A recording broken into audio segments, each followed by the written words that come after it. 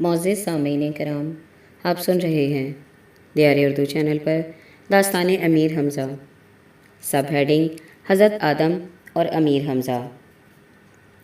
راوی بیان کرتا ہے کہ عمرو نے عادی کو سوتے ہوئے اس طرح دھمکایا اور اس کے دوسرے دن سلطان بخت مغربی سے بھی یہ حرکت کی اور اس نے صبح آ کر امیر سے ماجرا بیان کیا۔ تب تو امیر کو بہت تشویش ہوئی اور فرمایا، اس مکان کی ہوا نہایت خراب معلوم ہوتی ہے، یہاں سے کوچ کرنا چاہیے، یہیں تو لوگوں کو سودا ہو جائے گا۔ غرض اسی طرح امیر کے تمام سرداروں سے عمرو نے روپے لیے اور جب حضرت الیاس علیہ السلام کی دی ہوئی کملی اوڑھ کر جب سرداروں سے اسرائیل کے نام سے لے چکا تو ایک روز یہی حرکت امیر سے بھی کی۔ تب امیر نے سمجھا کہ واقعی لوگ سچ کہتے ہیں۔ چونکہ امیر دانا تھے، خیال کیا تو ایک آواز آتی ہے اور چھاتی پر ایک بوجھ سا معلوم ہوتا ہے، مگر صورت کسی کی نظر نہیں آتی ہے۔ امیر نے اس کو پکڑ کر چاہا کہ ایک گھونسا مارے۔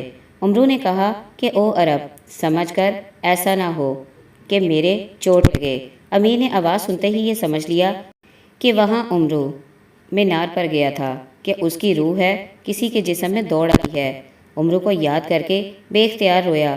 جب امیر کو اس طرح روتے دیکھا تو عمرو کو رحم آیا اور کہنے لگا، اے امیر، خدا نے مجھ کو بچایا اور حضرت خضر علیہ السلام کی برکات سے زندہ ہوں۔ تب امیر نے یہ سن کر چھوڑ دیا۔ تب عمرو نے سر سے کملی اتار کر ظاہر ہو کر کندہ بوس ہو کر صاحب کران سے گلے لگایا اور بہت خوش ہوئے۔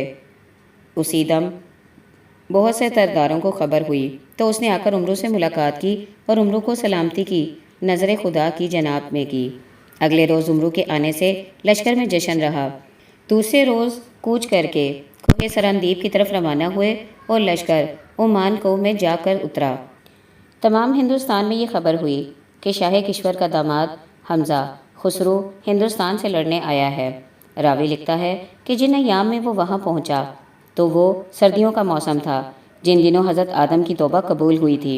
وہاں میلہ لگتا تھا اور ہند کی تمام خلقت ایک مہینے کی راہ سے حضرت آدم کی قدم گاہ کی زیارت کرنے کو جاتے تھے اور ہر ایک اپنے حوصلے کے موافق ہوا خوری کرتا تھا، اور اسی پہاڑ کے دامن میں کوسوں تک خیمے استادہ کیے جاتے تھے، اور ہندوستان کے 10 جزیروں کے بادشاہ کا عالم ہجوم تھا، اور لندور بن سعد ان تمام عمرا، وزراء اور اراکین دولت و خدام و حشم لے کر بما آثار سلطنت وہاں آیا ہے، اور اس مکان کو زیب و زینت دے کر لوگوں پر رحم کیا اور بخشش کرتا تھا۔ 40 روز تک امیر اور وزیر، شریف و غنی و غریب وہاں شراب پیتے اور عیش و عشرت میں رہتے تھے۔ امیر حمزہ بھی اس کی ایک طرف میں اترے اور لشکر کھڑا ہوا اور سپاہ قائم ہوئی۔ سازندے اور خواندے حاضر ہوئے اور میں کا دور گردش میں آیا۔ چوتھے روز عمرو نے کھڑے ہو کر امیر سے عرض کی، بندہ چاہتا ہے کہ اس پہاڑ کے نیچے پھر آئے اور حضرت آدم علیہ السلام کے قدم کی زیارت کرے۔ فرمایا، اچھا جاؤ، لیکن جلد آؤ۔ غرض رخصت ہو کر لشکر سے باہر نکلا اور پہاڑ کی اترائی کی طرف متوجہ ہوا اور پہاڑ کے نیچے خدا کی قدرت کا تماشا دیکھا۔ نگاہ جدھر کو جاتی ہے وہیں کی رکتی ہے اور ہر طرف نور کا عالم نظر آتا ہے، اور اس پہاڑ کے آر پار پانی کے چشمے صحرا میں رواں ہیں، اور ہزار گل و ریحان مثل لالہ و نرگس اور بنفشہ ہر طرف کو کھلے ہوئے لہلہا رہے ہیں، اور گاہ سبز رنگ خوش مثل تختہ زمرد چار طرف کوسوں تک معلوم ہوتی ہے، اور درخت سرد شمشاد کے مانند قدم محبوب کھڑے ہوئے نہایت لطف دیتے ہیں۔ صدائے لیک، زمرد لیک، زمرد راج، کوئلو، گل قمری اور شور اندلیب اور بلبلوں کے چہچہے ہر ایک کے غنچۂ خاطر کو شگفتہ کر رہے تھے۔ عمرو کو وہ جگہ بہت خوش اور روح افزا معلوم ہوئی۔ ایک پتھر پر بیٹھ کر کلان و نمیدہ اور لب آب رسیدہ کا نظارہ کرتے ہوئے ایک پہاڑ پر نظر پڑی اور اس کی عجیب بلندی دیکھ کر حیران ہوا کہ یکا یک اس پر نظر جاتے ہوئے 100 جگہ ٹھوکر کھاتی تھی کہ پاؤ بائے وہم بھی بے نرو بان اس کی رفت پر نہیں پہنچ سکتا تھا۔ عمرو نے سوچا کہ اس پر کس طرح جائے، نہیں معلوم کہ اس پر جانے کا راستہ کدھر ہے۔ تب ایک طرف گھاس کا ایک چھپر معلوم ہوا پاس جا کر دیکھا تو اس میں ایک پیر و مرشد سفید ریش قد خمیدہ ایک بوریے پر بیٹھا ایک تسبیح ہاتھ میں لیے ہوئے کچھ پڑھتا ہے۔ عمرو جب اس کے نزدیک گیا تو اس نے اس کا نام لے کر سلام کیا اور کہا، اے شاہ عیاران، میں تیرا منتظر ہوں۔ عمرو نے خیال کیا کہ شاید دوال پا ہے۔ عمرو نے کہا، مروق، تو کس کو کہتا ہے؟ میں ہرگز واقف نہیں ہوں۔ یہ کہہ کر خنجر پر ہاتھ بڑھایا اور ارادہ کیا کہ نکال کر اس پیر مرد کو مارے۔ وہ دیکھ کر بے اختیار ہنسا اور کہا، اے عمرو، میں دوال پا نہیں ہوں، میں حضرت نوح علیہ السلام کی اولاد میں سے ہوں اور میرا نام سام بن نوح علیہ السلام ہے اور حضرت آدم علیہ السلام کی قدم گاہ سے تعلق رکھتا ہوں۔ رات کو مجھے یہ بشارت ہوئی کہ حضرت آدم نے تیرے آنے کی خبر دی تھی۔ جا زیارت کر، تیرا جو مقصد ہے وہ حاصل ہوگا۔ گز لے کر ناپ اور یہ کدال لے کر اسے کھود، اس میں جو تیری قسمت ہے نکلے گا۔ اسے اپنا مال سمجھ، وہ تیرا مال ہے، لیکن لالچ نہ کرنا اور ایک گز سے زیادہ نہ کھودنا۔ عمرو نے اس گز سے زمین کو ناپا اور کدال سے کھودنا شروع کیا۔ تھوڑی زمین کھودی تھی کہ اس میں سے ایک دانہ یاقوت بے بہا نکلا کہ عمرو نے اپنی تمام عمر میں نہ دیکھا تھا۔ عمرو کو طمع اور زیادہ اور امنگیر ہوا اور کھودنے لگا، لیکن اس دانے کے سوا اور کچھ نہ نکلا۔ ہر چند سام کہتا تھا کہ بس تیری قسمت میں یہی تھا اور کچھ نہیں، مگر عمرو اپنے کام میں مشغول اور زمین کو کئی گز کھودا، اس کے سوا اور کچھ حاصل نہ ہوا، یہاں تک کہ بہت تھک گیا۔ تب لاچار ہو کر کھودنا بند کیا اور سام کے پاس آ کر کہا کہ زیارت کدھر ہے؟ کدھر سے جاؤں؟ فرمایا، یہ جو راستہ نظر آتا ہے اس پر جا، لیکن یہ طمع نہ کرنا اور نہ کسی چیز پر دست انداز ہونا، اور زیارت و عبادت کی شرائط بجا لانا، اور وہاں سے جو امداد ملے اس کو غنیمت جاننا۔ یہ کہہ کر رخصت کیا۔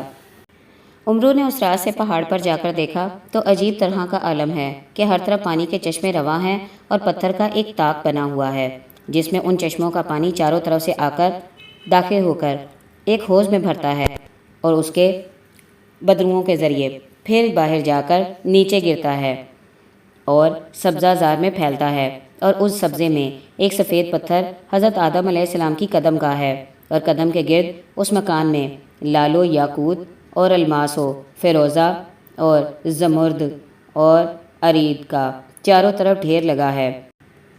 اکثر شہر یار نامدار جو زیارت کو آتے ہیں انہوں نے چڑھائے ہیں۔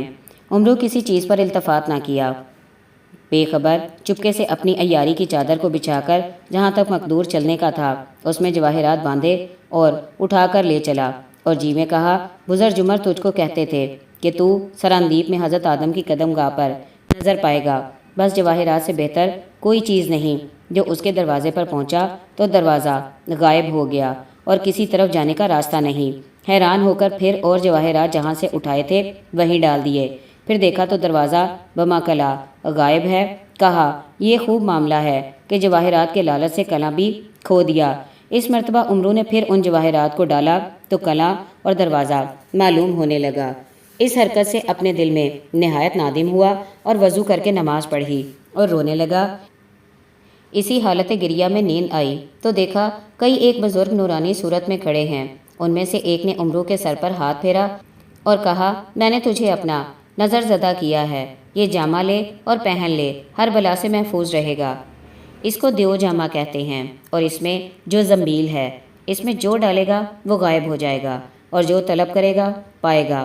میں آدم ہوں، یہ دیتا ہوں، احتیاط سے رکھنا، اور جب اس پر ہاتھ رکھ کر معجزہ طلب کرے گا، جو صورت چاہے گی وہ ہوگی، اور جو زبان سے چاہے گا بولے گا۔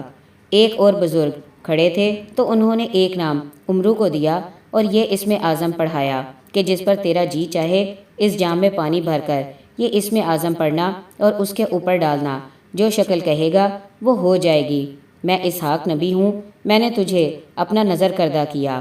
تیسرے نے کہا، میں داؤد ہوں، میں نے بھی نظر ثانی تجھ پر کی۔